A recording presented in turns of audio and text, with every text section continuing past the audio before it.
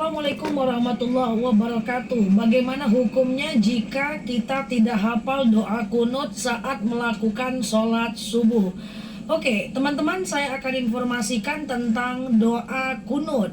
Doa kunut itu disunahkan oleh Imam Syafi'i. Imam Syafi'i menyatakan bahwa dianjurkan melakukan kunut saat melakukan sholat subuh. Jadi ulama mazhab yang menganjurkan adalah Imam Syafi'i. Namun ada ulama yang bernama Imam Abu Hanifah. Imam Abu Hanifah atau yang dikenal dengan Imam Hanafi tidak menganjurkan kunut subuh dan tidak mengatakan bahwa kunut subuh itu adalah sunnah.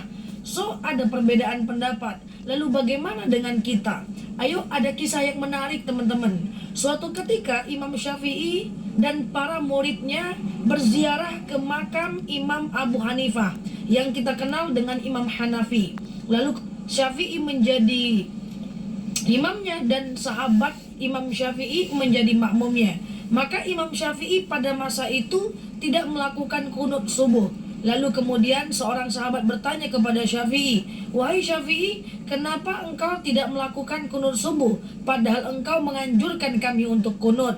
Maka Imam Syafi'i berkata, "Bagaimana mungkin saya melakukan kunut subuh sementara saya berada di kawasan makamnya Imam Abu Hanifah? Saya menghargai pendapat beliau dan saya tidak melakukan kunut subuh karena saya menghargai pendapat Imam Hanafi." Nah, di sini luar biasa, imamnya saja saling berdamai. Kok kita yang ribut tentang bab kunut ini?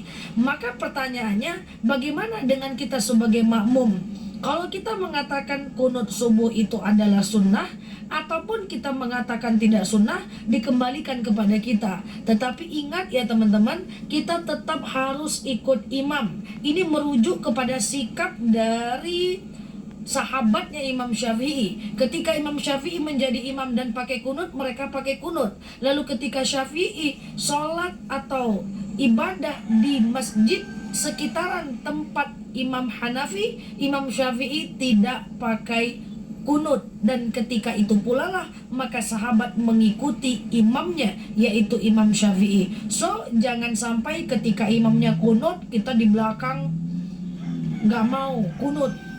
Atau ketika imamnya tidak kunut, kita kunut sendiri. Jangan, tetap ikuti imam. Ini adalah merujuk dari sikapnya para sahabat, dari Imam Syafi'i yang mengikuti Imam Syafi'i. Ketika Imam Syafi'i kunut, mereka kunut. Ketika Imam Syafi'i menjadi imam di sekitaran makamnya Imam Abu Hanifah dan tidak pakai kunut, maka sahabat Imam Syafi'i tidak pakai kunut.